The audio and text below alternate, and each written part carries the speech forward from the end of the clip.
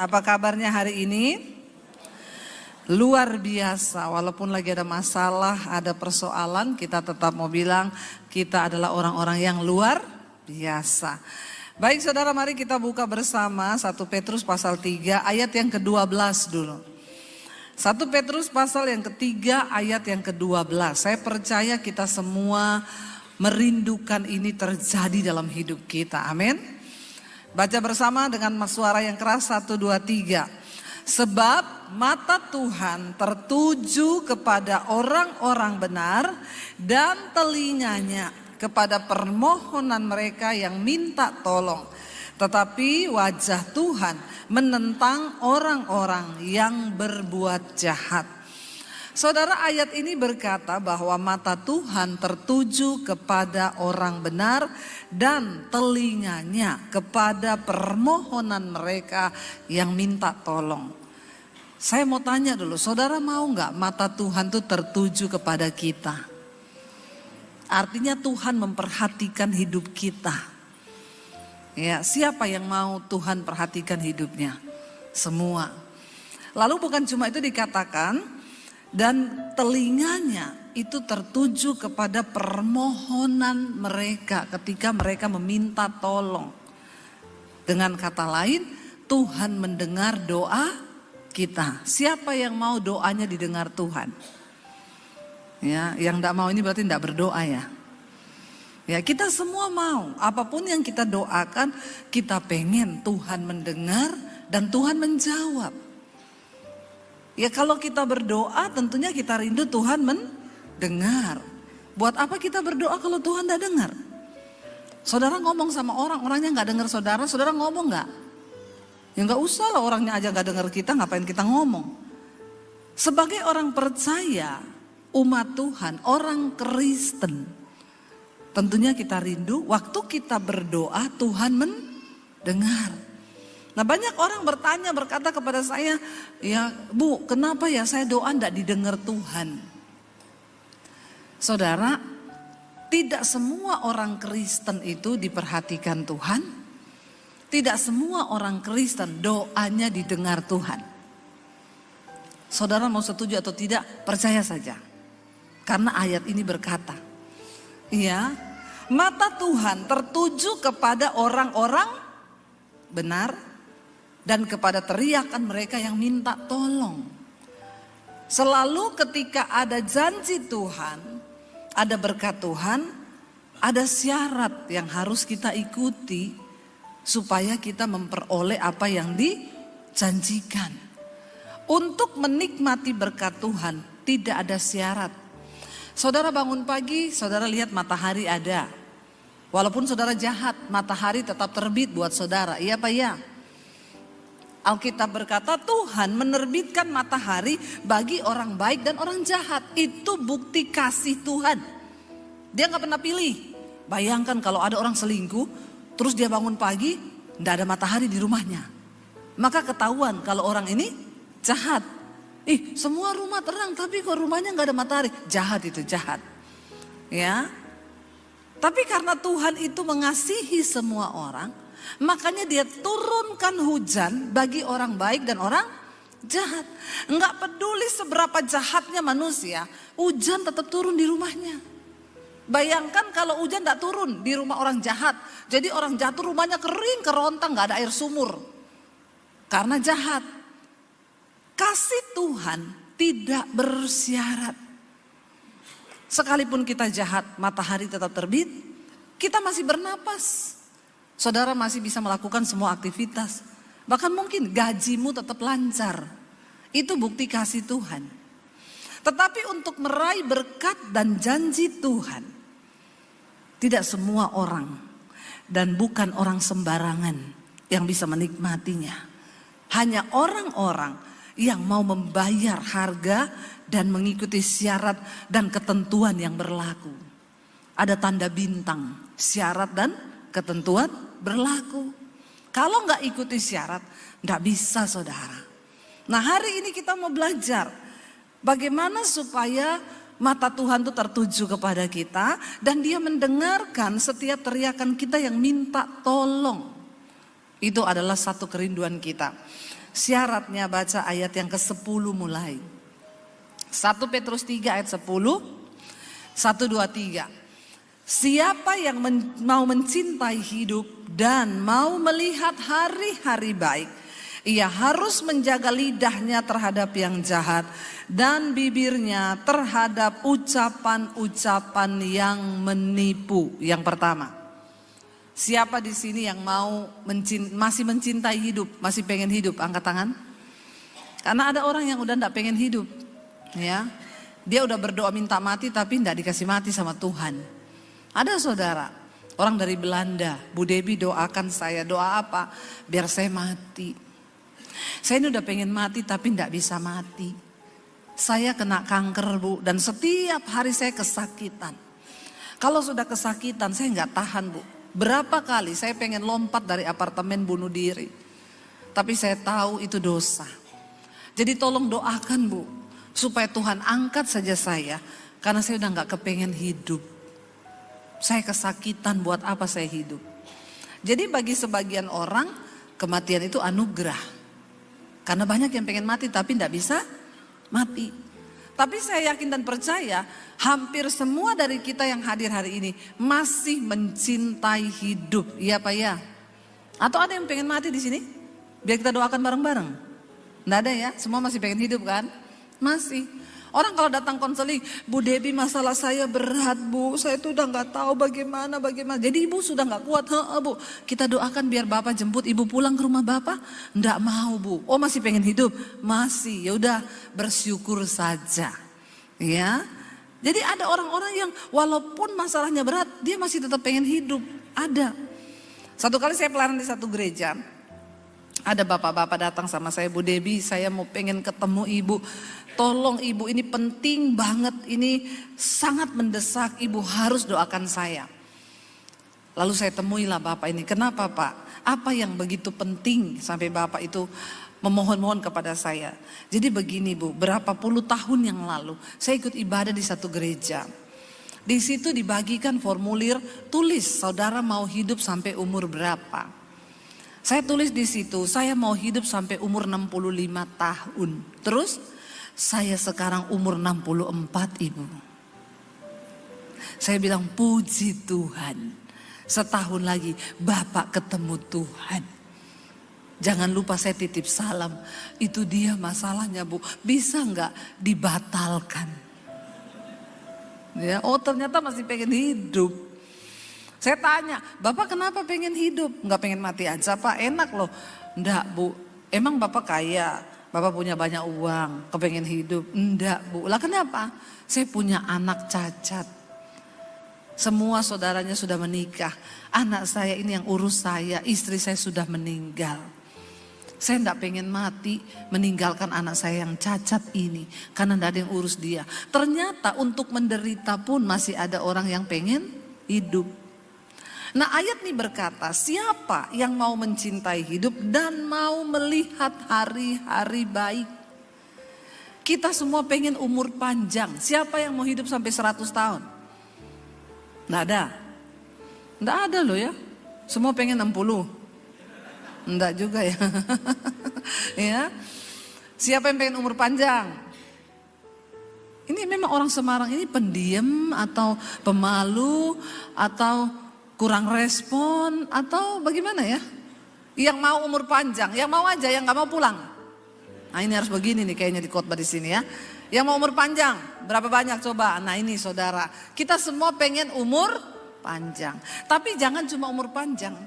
Kita harus melihat hari-hari baik. Amin. Umur panjang toh melihat hari-hari buruk ngapain?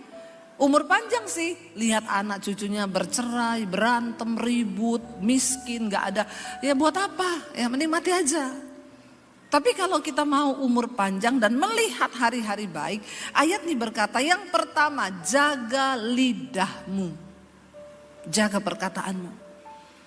Karena perkataan itu seperti benih yang kita tabur. Satu saat akan bertumbuh. Kalau saudara terlalu banyak bilang sial, ada orang itu, ih sial banget sih gua. Sial bener hidupmu. Apa-apa dikit, mati aku. Ya mati bener kau. Ya, Jangan perkataan yang tidak baik, apalagi perkataan yang menentang firman Tuhan. Satu contoh kasus dalam Alkitab yaitu Sarah. Abraham itu kurang apa? Dikatakan dia itu bapak orang beriman. Lewat kehidupan Abraham banyak orang akan diberkati. Tapi kesalahan fatal yang Abraham buat seumur hidupnya, yaitu ketika istrinya itu salah ngomong sama Abraham. Gara-gara perkataan yang salah, Kejadian pasal 16 saudara, Sarah itu berkata kepada Abraham, kan Tuhan berjanji Abraham, nanti engkau akan punya anak dari istrimu. Engkau pasti punya anak dari Sarah, dan itu adalah anak perjanjian. Ya udah, harusnya percaya aja apa yang firman Tuhan katakan, diimani aja pasti terjadi. Tapi karena keadaan, karena Sarah ini sudah mati haid, sudah menopause, dia memperkatakan sesuatu yang bertentangan dengan firman Tuhan. Perhatikan Kejadian 16 ayat yang pertama. Adapun Sarai, istri Abram itu tidak beranak, ia mempunyai seorang hamba perempuan orang Mesir, namanya Hagar namanya. Berkatalah Sarah, ini perkataan Sarah ini yang menentang firman. Berkatalah Sarah kepada Abram, engkau tahu apa? Tuhan tidak memberi aku melahirkan anak. Padahal firman Tuhan, engkau akan melahirkan anak. Karena keadaan membuat Sarah akhirnya memperkatakan sesuatu yang bukan firman. Dia menentang firman itu. Dia bilang kepada suaminya Abram, engkau tahu Tuhan tidak memberi aku melahirkan anak. Karena itu baiklah hampiri hambaku itu, mungkin oleh dialah aku dapat memperoleh seorang anak. Yang cilakanya ayat yang berikutnya dikatakan apa? Dan Abram mendengarkan perkataan Sarai. Cepat juga ini Abram mendengar kalau yang begini ini. Ya, harusnya Abram ngomong apa? Ya, tengking dulu, dalam nama Yesus. Kau ini sembarangan bicara loh. Tidak mungkinlah aku menghamili pembantumu Hagar itu. Tuhan berjanji kita punya anak berdua. Kan harusnya bapak orang beriman begitu toh. Amin bapak-bapak. Ya, tapi kalau bapak-bapak ini kayak kucing dikasih gereh. Lah Abram digituin. Saudara tahu Hagar itu dikatakan orang Mesir. Saudara pernah ketemu perempuan-perempuan Mesir, kalau saudara ke Mesir, yang sudah pernah ke Mesir. Ya, itu saudara yang paling jelek di Mesir, paling cantik di Semarang. Percayalah apa yang saya katakan. Orang Mesir itu ceweknya tinggi-tinggi, putih-putih, hidungnya mancung, bodinya, rambutnya mirip-mirip sama saya lah ya. Gak usah ketawa begitu, biasa aja. Itu cewek Mesir hidungnya mancung-mancung. Jadi yang paling jelek di Mesir, paling cantik di sini. Lah Abram sama istrinya disuruh, kamu tiduri Hagar aja, mungkin lewat dia kamu punya anak. Jadi semua orang itu ternyata punya kelemahan. Dan bapak-bapak yaitu kelemahannya di sini. Dan Abram mendengarkan perkataan istrinya. Ya, baru kali ini dicatat di Alkitab bapak-bapak mendengarkan perkataan istri. Ya, biasanya bapak-bapak itu tidak mau dengar perkataan istri. Ya, tahu apa kamu? Tapi dalam hal ini langsung dikatakan dan Abram mendengarkan perkataan istrinya. Dalam hatinya Abram, kenapa nggak dari dulu? Ampuni Tuhan. Ini nggak ada di Alkitab, saya ngomong. Saya agak menyesalnya di situ sih. Ya, saya merenung-renungkan nih Abram kok ndak lawan dulu, ndak ngomong dulu. Setidaknya ada ayatnya berkata, lalu berkatalah Abram, apa iya begitu? Jangan ya nak ya, jangan. Setidaknya kan dia bisa bilang begitu kan. Nggak bisa Yura, nggak bisa. Aku nggak bisa mencintainya, nggak bisa. Nah kok ini langsung dan Abram mendengarkan perkataan istrinya. Gara-gara Sarah ini salah berucap, maka malapetaka besar terjadi. Abram melahirkan Ismail. Sampai hari ini yang namanya keturunan Ishak dan Ismail ribut terus sampai sekarang. Israel itu ribut terus, gak pernah damai. Karena ini cuma gara-gara salah ngomong. Berantem terus, perang terus, keturunan Ishak, keturunan Ismail. Sampai hari ini, ndak usah tanya kenapa, sudah tercatat. Gara-gara Abraham melakukan kesalahan itu, Tuhan berfirman, mulai hari ini keturunan Ishak dan keturunan Ismail akan saling ribut terus. Cuma gara-gara salah perkataan yang kelihatannya sepele. Hati-hati dengan perkataanmu. Karena perkataan akan mendatangkan berkat, tapi juga akan mendatangkan kutuk. Dan Alkitab berkata, menurut perkataanmu engkau akan dibenarkan, menurut perkataanmu pula engkau akan dihukum. Orang tua hati-hati kalau berkata sama anak. Jangan kau kutuki anakmu terus, dasar goblok, tolol, bodoh. Ini anakmu jadi tolol benar. Ya, nasibnya jadi miskin benar. Tapi belajar memperkatakan sesuatu yang baik. Dan ayat ini dengan jelas berkata, jangan ada ucapan-ucapan yang menipu. Amin. Jangan karena gak enak terpaksa kita bohong. Karena kebohongan itu membawa kutuk dalam hidup manusia. Katakan ya kalau ya, tidak kalau tidak. Nggak usah pakai pekewo.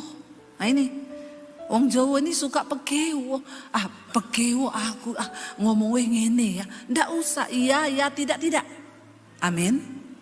Karena yang lain dari itu dari si jahat. Jangan menipu, jangan ada dusta di antara kita. Semua harus terbuka, harus transparan. Bapak-bapak, jangan sembunyikan rekeningmu dari istrimu. Amin. Ya, ada di sini yang istri tidak tahu rekening suami? Nggak usah angkat tangan, nanti kita konseling di belakang. Ada di sini yang istri nggak tahu PIN ATM suaminya? Kalau masih ada seperti ini, kau belum dibenarkan loh di dalam Tuhan. Karena kita harus hidup dalam keterbukaan. Ya, jangan sampai saya punya teman suaminya meninggal, dia nggak tahu nomor PIN ATM suaminya. Suaminya meninggal mendadak. Dia bingung mau gimana, mau ambil uang nggak tahu PIN-nya. Sampai mau penguburan apa segala macam. Nanti setelah meninggal dikubur seminggu kemudian baru di depan pegawai bank, di depan polisi, di depan pengacara baru bisa dibuka itu PIN ATM. Padahal nikahnya udah puluhan tahun. Bapak-bapak, tidak usah mukamu berubah jadi tegang begitu. Karena sepintar apapun kau simpan duit, itu istri, itu perempuan tuh pintar cari uang. Biar kau taruh di kaos kaki dia temukan juga itu. Ya, jangan ada dusta di antara kita. Coba dalam hal keuangan kita terbuka. Ya, enggak usah kau sembunyi dari istrimu. Istri-istri juga jangan pakai uang tanpa seizin suami. Kita harus sama-sama introspeksi diri supaya rumah tangga kita diberkati Tuhan. Amin. Ya, ayo saudara. Karena gara-gara uang ini banyak kejahatan terjadi. Gara-gara uang banyak dusta yang terjadi. Ya, tetapi ketika kita hidup transparan, ucapan berkat, ucapan yang baik, maka saya percaya yang pertama, ya, ini terjadi maka kita akan diberkati. Yang kedua, dikatakan ia harus menjauhi apa? Yang jahat dan melakukan yang baik. Ia harus mencari pendamaian dan berusaha mendapatkannya. Kita harus berusaha untuk menjauhi kejahatan dan melakukan kebaikan. Dalam bahasa yang lebih sederhana, mari hidup di dalam pertobatan. Karena tanpa pertobatan, tidak mungkin engkau diberkati Tuhan. Saya selalu berkata, ingat saudara, orang yang menghormati Tuhan, mereka akan mendapat upah dari berkat Tuhan. Kalau dalam hidup ini engkau tidak menghormati Tuhan, bagaimana caranya saya nggak menghormati Tuhan, Bu? Kau Kristen. Tapi kau selingkuh jalan terus, kau Kristen. Rokok jalan terus, kau Kristen. Judi jalan terus, kau Kristen. Bersinah kau jalan terus, kau Kristen. Mulutmu kotor, kau Kristen. Tapi hidupmu gak berubah. Tidak semua orang Kristen mengalami kemuliaan Tuhan. Kasih Tuhan tidak bersyarat, tapi berkat Tuhan itu bersyarat. Ada begitu banyak janji Tuhan di dalam Alkitab. Bahwa dia akan mendengarkan doamu, dia akan menjawab apapun yang kau mau. Dia akan menjadi Tuhan atas hidupmu. Tapi syarat dan ketentuan berlaku. Hanya orang-orang yang mau hidup bertobat, meninggalkan yang jahat, dan hidup berdamai dengan Tuhan, berdamai dengan sesama. Mereka yang akan melihat. Saya gak perlu ngomong ke saudara, kalau ini tuh jahat, mencuri tuh jahat, selingkuh tuh jahat, berbohong tuh jahat. Saya gak perlu ngomong, karena saudara tahu semua manusia. Kita gak usah ajarin anak-anak itu yang baik, ini yang benar. Semua manusia diberi alarm untuk tahu mana yang jahat, mana yang baik. Kenapa saudara? Karena dalam diri manusia ini ada roh. Itu pelita Tuhan dalam diri manusia. Dan Alkitab berkata, Tuhan itu menulis hukum-hukumnya di dalam hati manusia. Jadi sebenarnya saudara walaupun gak baca Alkitab, saudara tahu mana jahat, mana baik. Otomatis. Karena ada hukum Tuhan dalam diri manusia. Waktu kau mau nyolong, walaupun gak pernah baca Alkitab, kau tahu gak kalau nyolong itu dosa? Tahu. Pencuri itu tahu gak kalau dia mencuri itu dosa? Tahu. Ya, tapi hanya sebatas tahu. Dia tetap nyolong karena dia nggak mau taat pada hukum Tuhan. Kita tahu selingkuh itu dosa, tahu. Saudara tahu nonton film porno itu dosa nggak? Dosa, tapi tetap aja nonton, nggak taat. Jangan mimpi kau diberkati Tuhan. Hanya ketaatan yang akan mendatangkan berkat. Amin. Dengan jelas di sini dikatakan jauhi yang jahat, lakukan yang baik, dan harus engkau itu berdamai. Carilah perdamaian dan berusahalah untuk mendapatkannya. Dengan kata lain, jangan ada musuh dalam hidup ini. Siapapun. Kalau kau hari ini lagi gak bicara dengan mertuamu, pulang dari sini temui mertuamu. Kalau hari ini kau tidak bicara dengan iparmu, pulang dari sini temui dia dan berdamai. Berusaha untuk mendapatkannya. Mau dia salah, mau dia bagaimanapun, jangan bermusuhan. Jangan bermusuhan. Kita tidak perlu bergaul dengan dia, tidak usah. Bergaul itu artinya tiap hari ketemu baik-baik, tidak usah. Tapi kau jangan memusuhi. Cukup sampai di situ aja. Karena kalau kau punya musuh, hatimu tuh tidak damai. Orang yang gak ada damai sejahtera tidak mungkin diberkati Tuhan. Tadi lagu yang berkata, tangan Tuhan tak kurang panjang untuk selalu menolong hidupku. Telinganya tak kurang tajam untuk mendengar seruan hatiku. Kalau disambung, tapi dosamu jadi penghalang. Yang baik kau terima dari Tuhan. Karena kebebalan hatimu. Makanya kita gak bisa lihat mujizat. Sayang lagu itu cuma dipotong sampai di situ. Ya. Tangan Tuhan tidak pernah kurang panjang. Telinganya tidak kutuli untuk mendengarkan seruanmu. Tapi yang menjadi penghalang yang baik dalam hidupmu adalah dosamu. Dosa menjadi penghalang berkat dalam hidup kita. Jangan bermusuhan saudara. Jangan kepahitan. Saya ditipu bu 5 miliar. Relakan. Udah hilang, gak bisa kembali. Amin. Ada yang pernah ditipu orang? Uangmu dibawa lari? Berarti Tuhan lagi suruh belajar kau melepaskan pengampunan. Tidak usah kau tangisi yang hilang, karena itu tidak mungkin kembali. Tapi kita harus belajar merelakan. Sehingga satu saat kita bisa nyanyi, apa yang hilang dariku, engkau pulihkan di hidupku, lebih dari yang aku tahu. Engkau Tuhan mengasihi aku. Amin. Tapi kalau kita gak pernah lepaskan pengampunan, kita gak mungkin diberkati.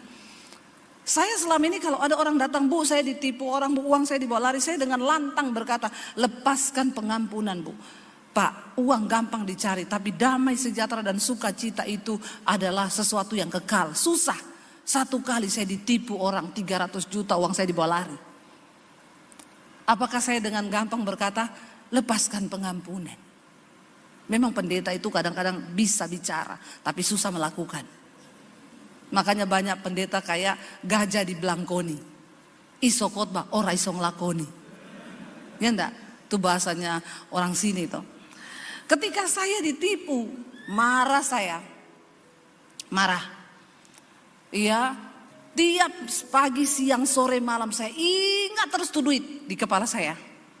Makanya Alkitab bilang, di mana hartamu berada, di situ hatimu berada. Kita harus belajar, jangan taruh uang di hati.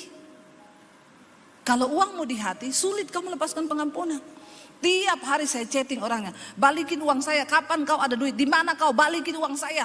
Emosi terus bawaannya, marah terus bawaannya. Hormon kortisol naik, darah mengental, jantung berpacu cepat, bentar lagi stroke. Kalau nggak bertobat. Tiap hari akhirnya saling menyalahkan dengan suami. Makanya kamu juga kenapa pakai dia? Saya waktu itu mau renov studio saudara. Uangnya dibawa lari. Sampai satu kali saya rasa sudah tidak benar saya ini. Hati marah-marah terus. Akhirnya saya datang di kaki Tuhan. Tuhan, kenapa Tuhan? Kenapa kau izinkan terjadi ini semua? Tuhan bilang, kau kalau ada orang konseling, ngomong duitnya dibawa lari orang, ditipu, kau jawabnya apa? Saya bilang, ya saya jawab sesuai firman-Mu. Apa jawabannya? Lupakan, lepaskan pengampunan. Nah sekarang kau begitu enggak? Ya tapi kan itu orang uangnya banyak. Saya kan uangnya cuma segitu. Nah kita banyak alasan tuh. Tuhan bilang taat. Lepaskan pengampunan. Tapi uang saya kan dibawa. Aku sanggup mengembalikan lebih dari yang itu. Yang hilang. Kau percaya gak bahwa aku sumber berkat? Ya percaya. Ayo sekarang kamu WA orang itu. Bilang kamu mengampuni dia. Ya enggak mau lah Tuhan. Antara aku dan Tuhan saja. Enggak bisa. Akhirnya saya WA. Sebelum saya bilang saya mengampuni, saya WA. Kamu itu bertobat. Kamu kalau gak bertobat kena kutuk kau. Hidupmu gak diberkati. Saya sekalian toh. Sekalian nih ya sebelum masuk endingnya nih. Saya pokoknya sekalian curhat colongan. Kamu kalau gak bertobat pakai uang orang kamu gak diberkati. Terkutuk kau hidupmu gini. Terakhir saya tutup. Tapi hari ini saya ditegur Tuhan. Dan saya putuskan hari ini. Saya melepaskan pengampunan buat kamu. Lalu Tuhan bilang, ketik juga di bawah. Mulai sekarang aku ndak akan tanya perihal uang itu lagi. Oh kalau itu sorry Tuhan. Maaf 300 juta lumayan buat beli kerupuk satu RT makan toh. Ndak bisa Tuhan bilang. Ndak sah kalau kamu ndak tulis itu. Nanti kamu akan terganggu terus masalah uang. Kalau kamu sudah tulis, iblis sudah tahu. Jadi kamu pasti tertuduh kalau mau tanya uang itu lagi. Saya bergumul dengan daging saya saudara. Ketaatan itu mahal. Sering kali kita ini bisa berkata kita Kristen. Tapi taat melakukan firman itu sulit. Tapi akhirnya saya tulis juga. Dan mulai sekarang. Saya tidak akan tanya lagi perihal uang itu. Semuanya terserah Tuhan saja. Tuhan memberkati, saya kirim. Kita berharap kan dia telepon kita toh. Dan ngomong, aduh Bu terima kasih banget ya tapi gini. Itu harapan kita kan. Jawabannya gini, oke, thanks. Marah enggak saudara? Pendeta juga manusia. Punya rasa, punya hati. Jangan samakan dengan pisau belati. Saya marah. Ini orang kok gak tahu diri banget ya. Kenapa orang ini gak tahu diri banget? Tuhan saya sudah gini, kalau perlu saya hapus lagi nih tadi chattingannya. Tapi Tuhan bilang kau itu taat. Nggak usah peduli orangnya baik atau jahat. Bukan urusanmu. Itu urusanku. Urusanmu ketaatan aja. Ya udah. Besok setan bilang. Ketik coba tanya. Siapa tahu dia masih mau cicil. Itu setan saudara. Saya mau ketik. Saya baca chattingan yang kemarin. Dan mulai sekarang saya tidak akan tanya lagi perihal uang itu. Saya nggak jadi ketik. Oh memang Tuhan itu luar biasa loh kalau bekerja. Jadi saya tahan terus diri saya. Dalam nama Yesus, dalam nama Yesus. Saya lepaskan pengampunan lagi dalam nama Yesus. Tuhan jagai hati saya. Tiba-tiba saudara. Ada orang WA, Bu saya berterima kasih lewat channel ibu saya diberkati. Saya dijamah Tuhan, saya bertobat, saya nangis di kamar saya Bu. Ibu tolong ya ibu harus tetap syuting karena itu sangat memberkati. Jadi ibu studionya harus bagus. Saya balas oh iya ini memang kami lagi memperbesar studio. Semua sudah sesuai dengan apa doakan. Dia bilang Bu berapa pengeluaran untuk studio? Saya enggak balas. Saya bilang dalam hati saya Pengeluaran kami untuk renov aja 800 juta diminta tukangnya. Saya enggak balas. Besok dia WA lagi, Bu tolong, kemarin kan saya tanya ibu renovasi studio berapa. Saya enggak jawab. Saya bilang sama suami, ini orang nanya-nanya. Emang kalau saya bilang 800 juta dia mau kasih? Ini lagi pandemi lagi. 3 kali akhirnya dia bilang, Bu tolong ya Bu, saya disuruh Tuhan. Kalau ibu nggak mau ngomong, ibu foto aja proposal yang ke tukang. Tukangnya minta berapa hitungannya, ibu foto aja. Suami saya bilang, cuma disuruh foto aja lah. Tapi kita nggak usah berharap sama manusia dikirim atau nggak dikirim, ya wes dia yang minta. Saya foto saudara 800 juta. Saya kirim dengan tersenyum. Lihat kau. Ya. Saya kirim itu gambar. Dia balas minta nomor rekening Bu. Dia transfer 1 M. Kok nggak wow ya? Wow nggak? Yang pasti bukan orang Semarang. Nggak mungkin. Ya, nggak mungkin. Saudara, loh, saya tuh kaget Tuhan bilang, waktu kau taat, tidak ada yang bisa menghalangi firman-Ku bekerja. Kenapa seringkali kita nggak bisa lihat mujizat? Karena kekerasan hatimu, karena dosamu, karena pelanggaranmu menghalangi berkat Tuhan.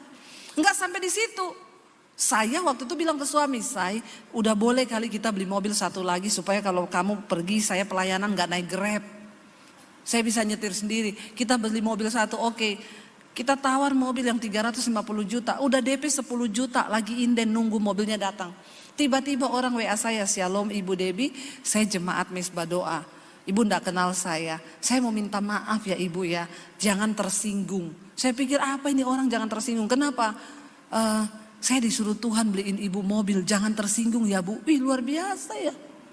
Coba kalau ada jemaat gitu ya. Jangan tersinggung Bu. Banyak yang ini, Shalom Ibu jangan tersinggung ya. Boleh gak saya pinjam uang? Nah itu banyak. Banyak begitu. Ya akeh, ngono kuwi akeh. Tapi ini enggak, saya disuruh Tuhan beliin Ibu mobil. Saya bilang, kok Bapak tahu? Saya memang lagi DP mobil, ya udah Ibu enggak usah bayar, saya yang bayar.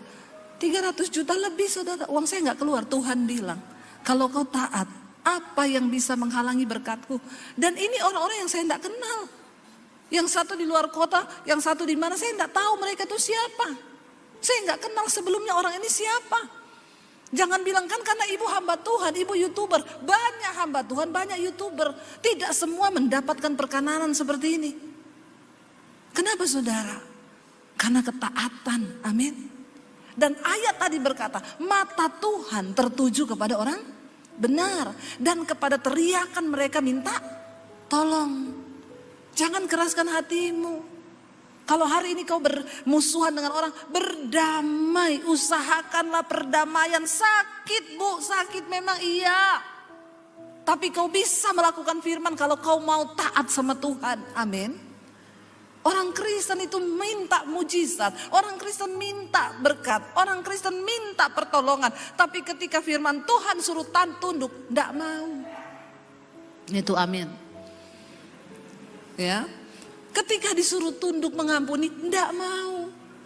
Terlalu sakit Bu. Ya memang sakit. Namanya juga pengampunan. Tidak ada yang enak.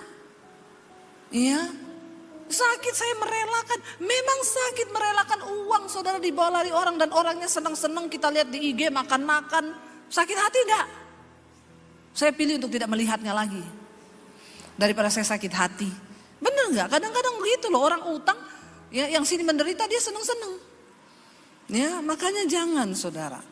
Kita belajar hari-hari ini. Ayo, kalau sudah terlanjur jangan saling menyalahkan. Kau ribut, berantem, rumah tanggamu semakin jauh berkat Tuhan. Hari ini ambil satu komitmen. Aku mau Tuhan taat. Relakan yang hilang. Ya, biarkan Tuhan bekerja. Dia bekerja lebih dari yang kita bayangkan. Saya hilangnya 300 juta, dapat gantinya berapa? 1,3. Berapa kali lipat itu saudara? Saya nggak perlu minta-minta, saya nggak perlu ngomong. Tapi memang ketaatan itu tidak gampang saudara.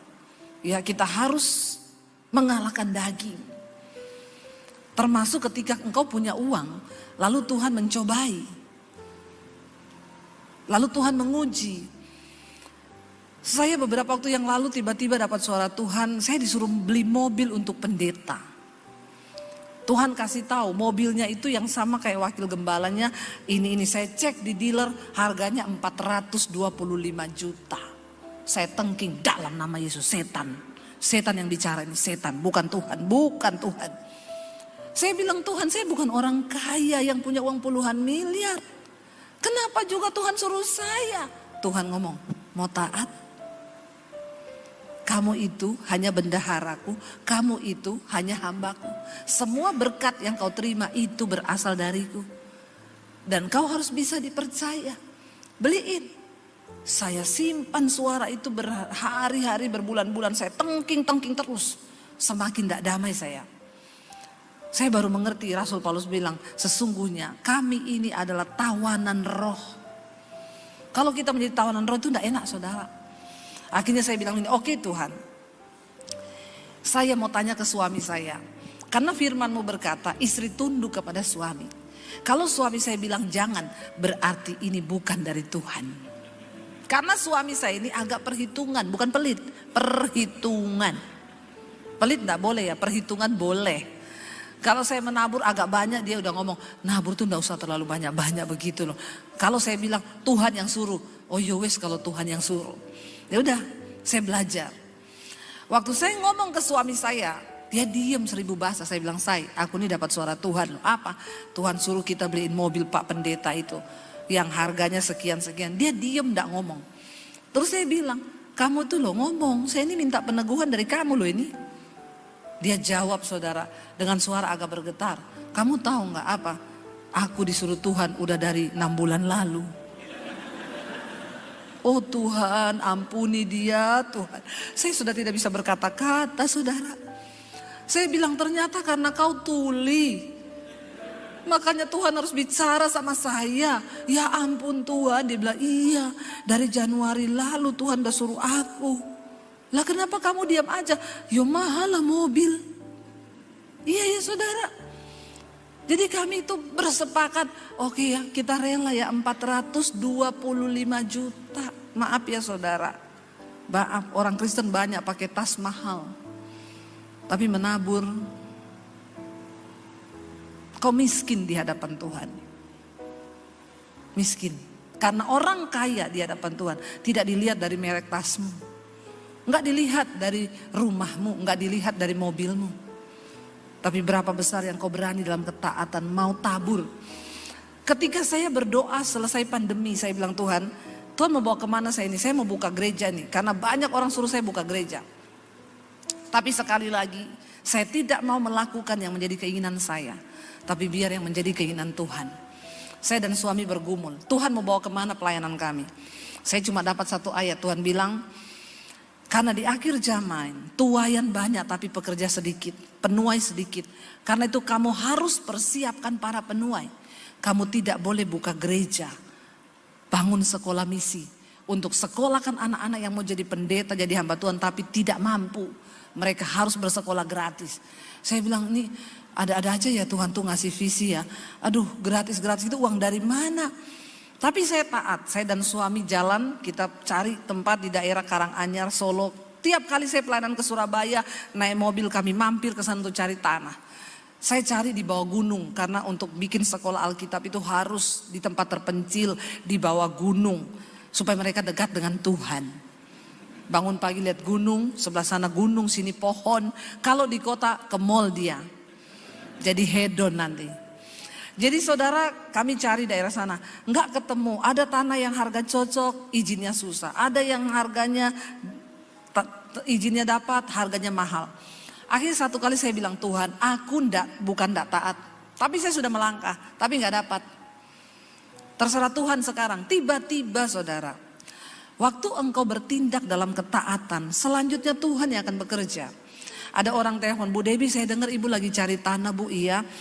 Untuk sekolah Alkitab misi iya. Saya punya tanah di depan Green Valley Bandungan. Coba ibu pergi lihat, siapa tahu ibu tertarik. 4.500. Saya pergi lihat, di sana gunung, di sini gunung. Ini yang saya cari ini. Dingin lagi daerahnya. Kalau ibu cocok silakan Bu. Tanda tangan di notaris, serahkan tanah itu, saya bangun. Pemborong datang digambar. Bu, pembangunan sekian gini-gini yang ibu minta, ini totalnya. Saya bilang, tak pikir 500 juta sampai 1 M. Hah? Sekian M? Uang dari mana?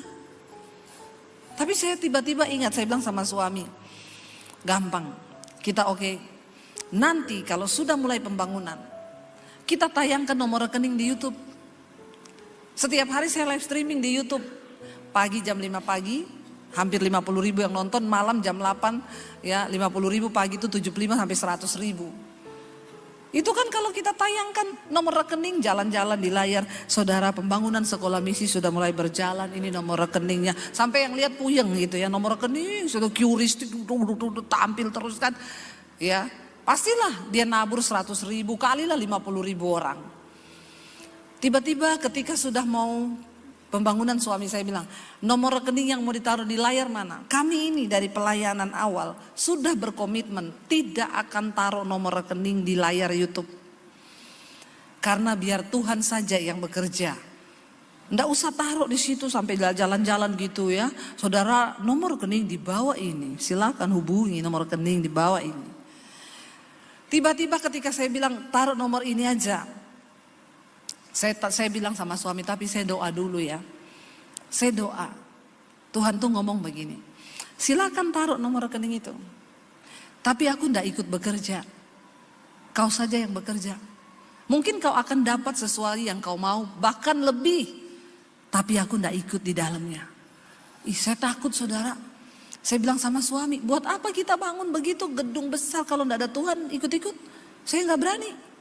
Ya udah, ndak usah ya, ndak usah.